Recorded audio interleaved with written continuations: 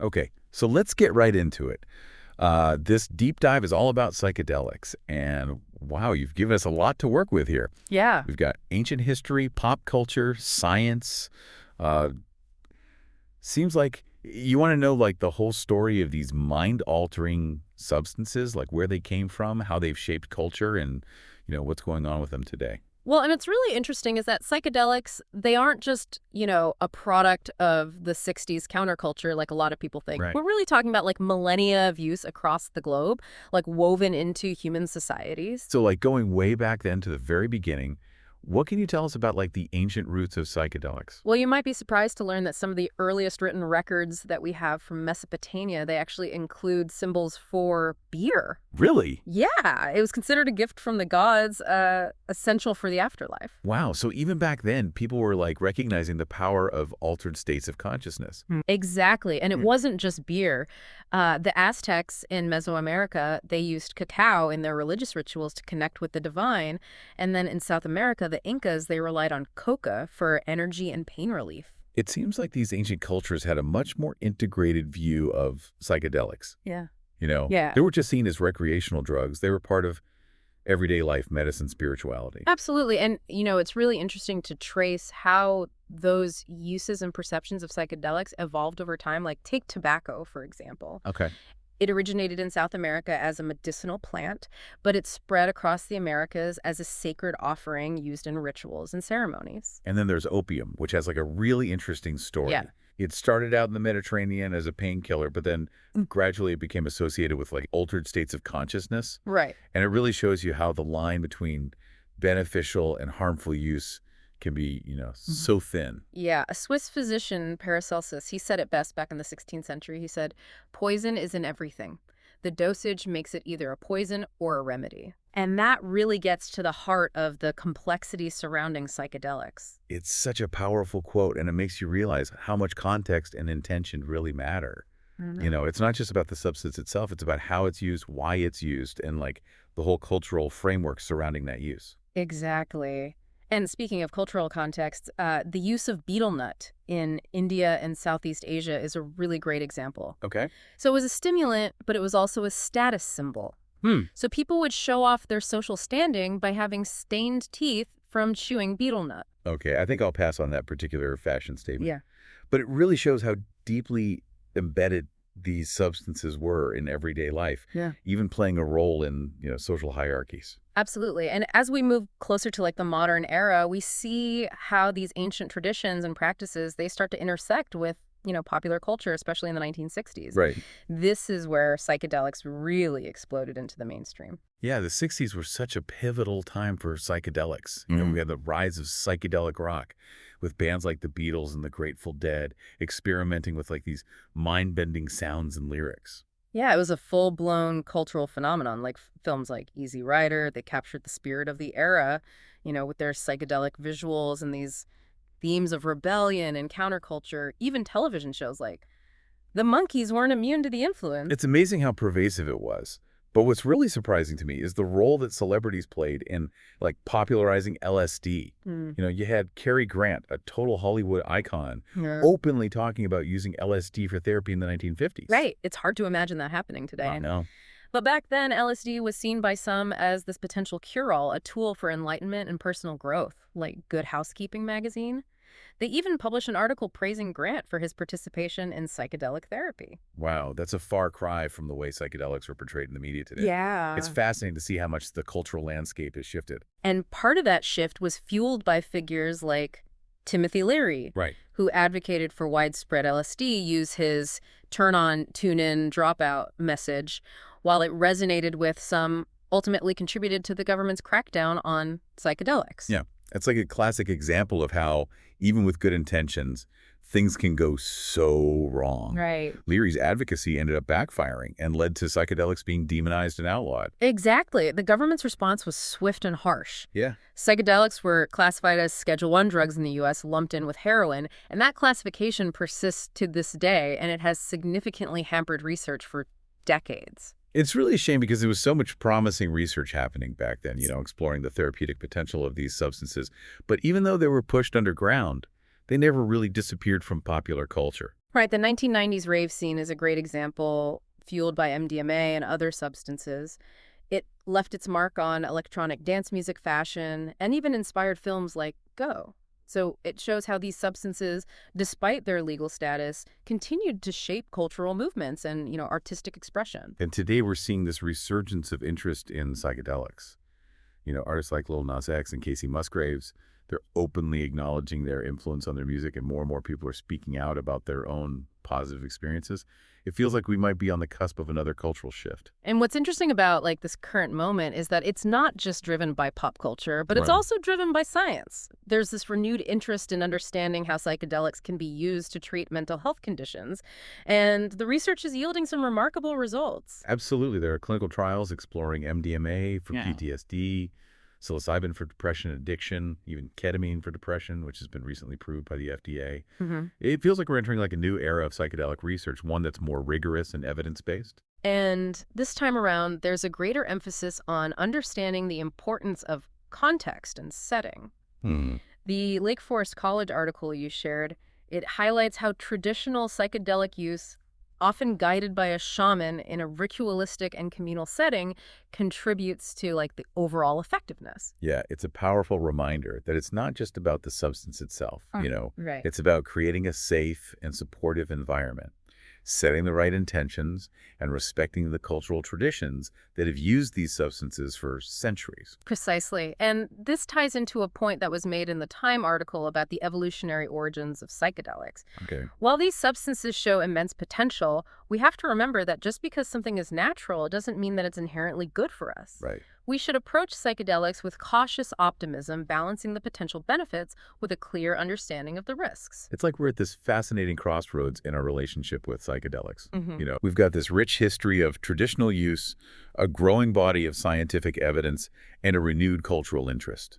It's a lot to unpack. It really is, and that's what makes this deep dive so compelling. Yeah. We're uncovering hidden truths, challenging assumptions, and venturing into uncharted territory. But to really understand where we're going with psychedelics, we need to understand how they're being used in modern therapy, and that's what we'll explore next.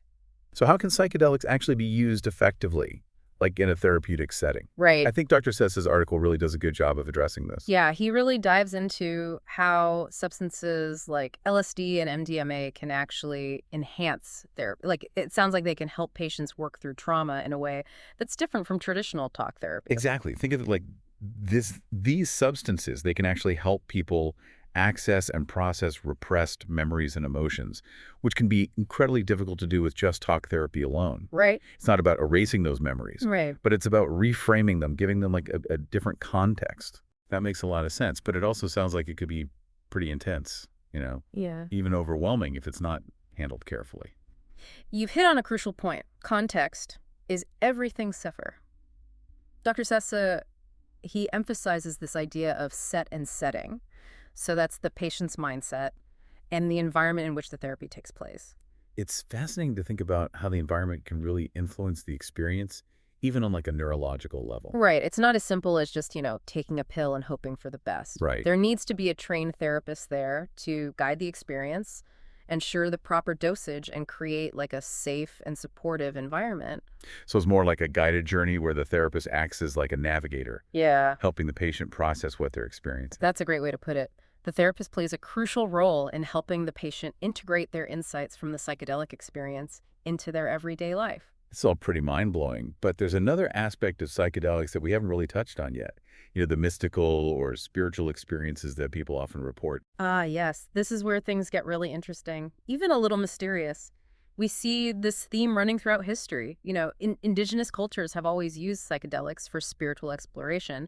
And even in modern clinical trials, some patients describe these profound, even life-changing encounters with something larger than themselves. It makes you wonder, are these experiences just a byproduct of altered brain chemistry, or is there something more to it? That's the million-dollar question, isn't it? Right. Are these experiences genuine spiritual encounters or just a trick of the mind? It's Yeah. a debate that's been going on for decades, and there's no easy answer.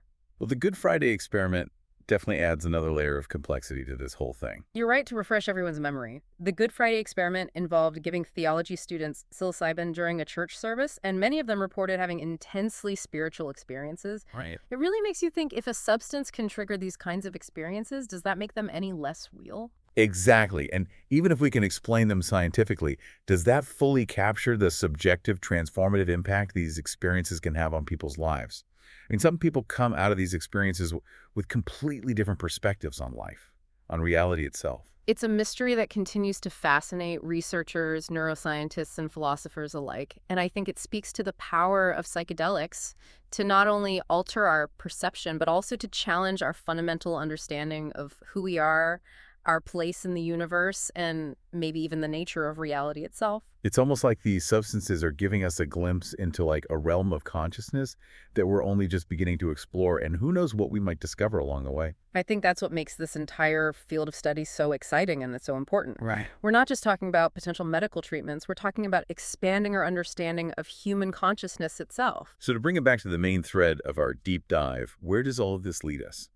We've covered the history of psychedelics, their cultural impact, the promising research, and even touched on the philosophical implications. What about the future? That's the big question, isn't it?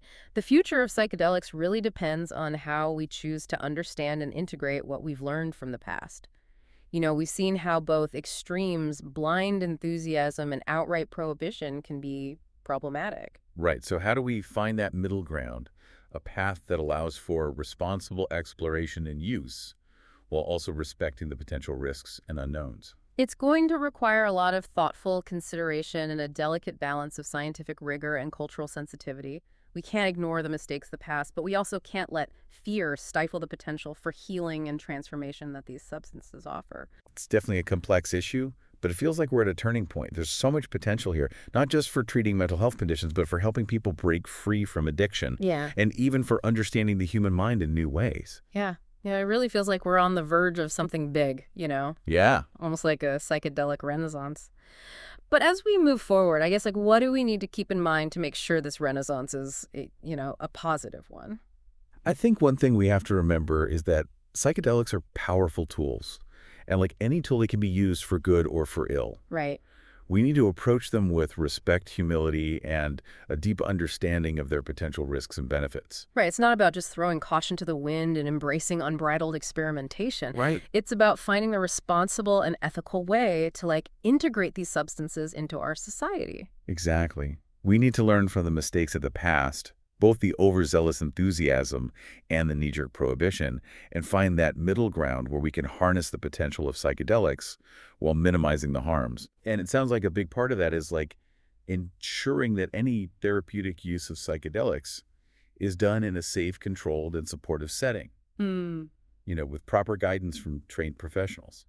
Absolutely. We can't just hand these substances out like candy. We need to create the right container for these experiences, Right. a container that prioritizes safety integration and therapeutic support. That's a great way to put it, creating the right container. It's about so much more than just the substance itself. Yeah. It's about the mindset, the environment, the intentions, and like the integration of the experience afterward. I think another key piece of this puzzle is recognizing that psychedelics aren't a one-size-fits-all solution. They're Right. not a magic bullet for every ailment. We need to be careful about overhyping their potential and setting unrealistic expectations. Yeah, it's like anything else in medicine. Yeah, There are no guarantees, and what works for one person might not work for another. exactly. And we also need to be mindful of the fact that psychedelics can be incredibly challenging experiences. They can dredge up difficult emotions, bring up past traumas, and even lead to psychological distress if they're not handled properly. That's why that guided support and integration is so Mhm. crucial, Right. to help people navigate those challenges and make sense of like what they've experienced. Right. And it's not just about individual healing either. Okay. There's also a huge potential for psychedelics to foster connection, empathy, and a sense of interconnectedness. You're talking about like those transcendental experiences people report where they feel a sense of oneness with the universe. Exactly. And those experiences can have ripple effects that extend far beyond the individual. They can inspire a sense of awe and wonder, a deeper appreciation for nature, and a greater sense of responsibility for the planet and all its inhabitants. It's almost like psychedelics can help us tap into like a more expansive way of seeing the world, a shift in consciousness that could have profound implications for how we relate to ourselves, each other, and the environment. And that's what makes this whole conversation so exciting. We're not just talking about treating individual illnesses, we're talking about the potential for psychedelics to contribute to a more compassionate, connected, and sustainable future for all of us. It's a pretty inspiring vision, and it seems like we're just scratching the surface of what's possible. Yeah. It's an incredible time to be alive and witnessing this unfold. Who knows what the next decade will bring?